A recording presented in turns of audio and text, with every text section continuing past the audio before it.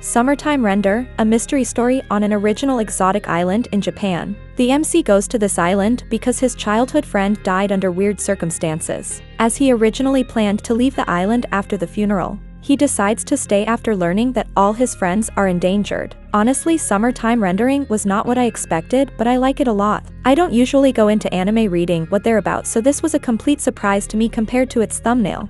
I can genuinely say that my jaw was on the floor at the end of episode 1 and then it all clicked. I can probably predict how things will go, or maybe not, because the plot in itself about being able to go back in time and change things is sorta basic. Yet, it's still really enjoyable and the characters are definitely likable. It is a murder mystery with a supernatural twist. The animation is really quality. It's super enjoyable to watch along with its soundtrack. I really like how it gives you enough clues to keep pace with the developments in the plot, but not enough to make it predictable. Tension is skillfully maintained. The show don't tell aspect is subtle and well done. The art is pleasant to look at, and character designs are quite unique. The animation is really smooth. Tiny spoiler, I also like how the shadows have red on their bodies so viewers can differentiate between the real people and shadows. I know it has been done before, but the red makes it extra creepy. I'm not criticizing the cliches, but it is a friendly setup for anyone who likes mystery. There's a certain charm to each mystery author's writing style, and I couldn't oppose the one used in this show either. How the show so far is neatly executed is what I personally prefer. There are no excessive, innovative twists, no lore dumping right on the get-go, and no overblown fan service. To be fair, the last part might be subjective or poorly aged later on. An aspect that I like would be how the story is told from a, mostly, first-person POV while also including a heavy inner monologue to help the viewers understand what Shinpei is going through, and how his thought process goes. Since this kind of story usually relies on how the characters react to particular plot points, a monologue permits some time for the viewers to slow down and take in the scenery and the plot twists. These pauses are also when the show introduces its whole arsenal of BGM to elevate the emotion of those scenes even further. There are very few things explicitly explained to the viewers right now, but honestly, I'm favoring the show as another show to watch of the season. Even if you are not aware of the genre, I would recommend this to anyone who is not that reluctant with the gore. The soundtrack is what I like the most. It's not overbearing, but it's not too in the background either. Op and Ed both match the tone of the story perfectly. I saw the pilot and got hooked in about 8 to 9 minutes.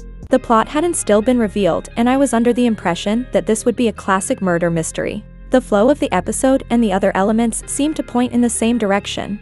Then the episode wrapped up, and I was left with mixed emotions. I had to make a call to either enjoy this show as it was or constantly compare it with Re:Zero and spoil my experience of watching this show for its natural elements.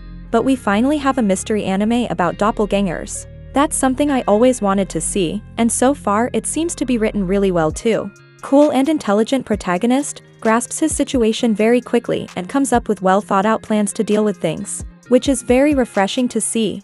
Shinpei is an extremely well-written character. He can actually think and do sensible things. How rare is that? I honestly cannot say anything about Mio. She's cute, so is a little bit suspicious, but we'll see. This series is awesome. There are a few minor flaws, but they are easy to look past. So honestly, I don't think I'd change any part of the episodes I've seen so far. I'm loving this series compared to the other shows that were released this season, so moving on. This show has me, and will have you invested enough to consider reading the source material. If you enjoy mild horror and good mystery with some mixed in elements of action, suspense and romance, then this show is for you. First off, it's important to note that this series is one of the few this season that didn't skimp on the art/animation budget. Next, it's important to note that this show is good because there's quality in every aspect. It has good storytelling, great art, believable characters that you can get invested in beyond the MC originality. And each episode demonstrates the producers had passion for their project. If I had to point out any flaw, it's that the pacing is a little slow at the beginning. But if you were to ask yourself if I had to understand, then defeat an alien threat, never before encountered by mankind, while protecting myself and my friends, without any leads to go on regarding their abilities or identifiers, then could I expect myself to do any better than this main character is currently doing? The answer is no. Overall, Summertime Rendering is a 10 out of 10 in my eyes. It's been quite a while since I've seen something that has been this gripping and surreal from the first episode. I highly recommend it.